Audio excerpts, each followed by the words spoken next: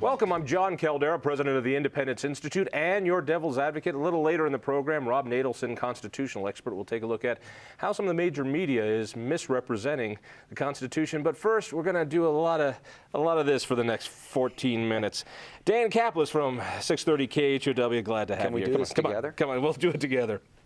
I was at, I'm trying to remember what function it was. It was up in the hills, and you and I were doing something. We were making fun of each other. And somebody asked you, and it was like 2 days after Tebow got traded here. I forget how we got him. And you were like a kid in a candy store. It was like, this guy, he's gonna bring faith back to Colorado. He's gonna bring a great leader. He's gonna do things for the community. He's gonna be an example for our kids. And I kept thinking, is he going to win any football games? So before we get to the football game, what was it about Tebow that got you as, and let's be honest, you're a pretty religious guy. You're a faithful Catholic. You've never been embarrassed about that. You've been strongly anti-abortion. You've make no bones about that. The mixture of sport and Christian personality, I've never seen this before. Tell me about it. Oh, it's fantastic because A, I'm a fan of my faith, and B, I'm a football fan. And this is the perfect blend. So on our show, you know, I'd been calling for the Broncos to draft Tebow, then predicted they would draft Tebow. And then when they did draft Tebow, I just publicly thanked Pat Bowlen because I saw what was to come. And what was to come is a game changer for the Broncos, who hadn't won a playoff game for the last 10 years and now are going from, you know, the depths of despair to the door of the playoffs. Did the Pope actually have something to do with the trade? You know, if he did, I'll thank him for it, too. He was actually, they drafted Tebow in the first round, so they gave up a lot in terms of draft picks to move up in the draft to draft Tebow. Josh McDaniels did it, and it was brilliant. The one thing he did right. Well, he did some other things right, too, but thank God for this one, literally and figuratively. All right. You would not have been this excited about Tebow if he was, I don't know, some great Satanist who eats dogs' hearts. You know, you wanted this guy, not just because he's good at football, but because he's an outspoken evangelical Christian. Well, no question about that. I mean, if he'd been just as good a quarterback, which is hard because he's probably the best collegiate quarterback ever, and people who were willing to look at the facts could see he was going to be one of the best pro quarterbacks ever. You know, but yeah, say that he was all that, but he was a jerk, I wouldn't care about him, wouldn't spend a dime on him, wouldn't spend any time on him. What if he was just a nice guy, but an atheist? I'm going to Oh, play this scenario. no, that's would you all fine. would you still be as, still a great role model, still good for the community, has the foundation, won the football games, but no, he'd go out there and he was an outspoken Richard Dawkins kind of atheist. Right. So you're saying he's not a bad guy, but he's not the fantastic role model that he is. Be interested in him as a football player, but no way I'd be as invested in him in terms of showtime and standing up for him when he's slighted as I am with Tebow. Because the beauty of Tebow is he's this fantastic role model. He's this tremendous spokesperson for the faith, while at the same time being a great quarterback. That's a once-in-a-lifetime deal. We're going to keep playing this. What if he was a great role model for the faith, a great evangelical for the faith, but not your faith? What if he was a Muslim and very, very, so he changed his name to Isham Tebow, and he decided that he's going to be a good extreme Muslim. Would you still be as excited? Would you still be out there saying, well, this is so it is the Christian God that's got you excited about it? Of course. And listen, say in your example he's a Muslim. I would compliment him for his commitment to his faith and his willingness to be public about it and not embarrassed about it. But no, of course not. I'm a Christian, and without disrespecting anybody else's faith or lack thereof, as a Christian, it's all about spreading it. And so I'm just so excited. Here's a guy who has the platform and has the courage to stand up in the face of ridicule and persecution and use the platform to spread the faith. To me, that's fantastic. What is it about this odd situation that it's getting national attention? All right, so we're talking Drudge Report. It's in the Wall Street Journal. They're talking. ABC and NBC are fighting over which games are going to go national. I mean, there is this weird thing that we haven't really been able to talk about. But there are those people. It's kind of like cops. Now I know your old man was a cop, right? All right, so there's a lot of cops, people who are pro-cop. No matter what cops do, damn it, those cops. They run into buildings when there's when there's gunfire. Nobody else does that. Right. And then you've got the cop watch kind of guys who, these sons of bitches, they're out to get you. And I think the truth is somewhere in between. With Tebow, I'm getting a sense. It's the same thing. There are a bunch of people like you who, good God, this guy is it. And you're going to forgive, I'm guessing, a little bit of on-field misperformance, whereas other folks will look at his performance on the field and say, that stinks, get him off. But really, it's because they don't like evangelicals. Well, I think what's going on, John, is I don't think that he's a polarizing figure for the general public. I think you have a ton of people who just love him, what he stands for, how he plays, and that he wins. And then you have a relative handful of people who don't like his style of play. He's only polarizing in the mass media. And among the media elite, you have some people who obviously will never give him a fair shake. They're intellectually dishonest in their reporting on him, and they will never admit they're wrong.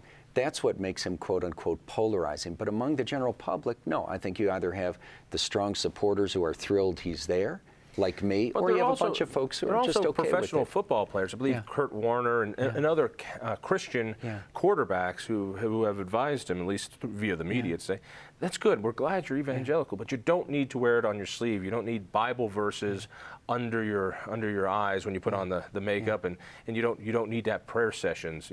That what you're doing is throwing it in the face of your fans and those people who bought tickets and those people who are watching, and that's inappropriate. Well, no, and let's talk about Kurt Warner, a great man, a great Christian, a great football player, and a courageous guy who's just dead wrong on this one. And the Kurt Warner comments went a step further as well. And what Kurt was saying is he was afraid strategically that Tim was going to turn people off by being so upfront. But I think he's just absolutely wrong, and I'm glad that Tebow's not listening to him. You're telling me people aren't turned off by a strong evangelical using the end zone for prayer circles? Oh, some are, but who cares? Because the whole point is Tebow, and this is one of the reasons he's so endearing and enduring, is that he follows Jesus. Enduring? He's been around. And endearing. Try saying that real fast. Oh, it's enduring. The guy's played 6 games. It's not enduring. John, there's a pattern here. Go back to college. The guy, was probably the greatest college quarterback ever. And in the NFL, even in his first 10 starts, is so far ahead of most of the greatest NFL quarterbacks in their first 10 starts. So he is enduring. And assuming that NFL quarterbacks never, ever have to pass, he's going to be superb. Well, this is a good example of what I'm talking about, John. That just isn't true. And I don't blame you for it, because what's happened is the mass media in general has been dishonest in their reporting about Tebow and his passing. If you look at facts, my opinion doesn't matter, but the facts do. If you look at the facts, he, 10 games in, is passing, throwing the football better than most of the great quarterbacks in NFL history, current and past. 10 games into their 10 Correct, 10 games into their career. I'll give you that. I remember when the greatest quarterback, I think, in college football, John Elway, came here. His first year, he was throwing bullets, bazookas at people, and they couldn't catch it. Agreed.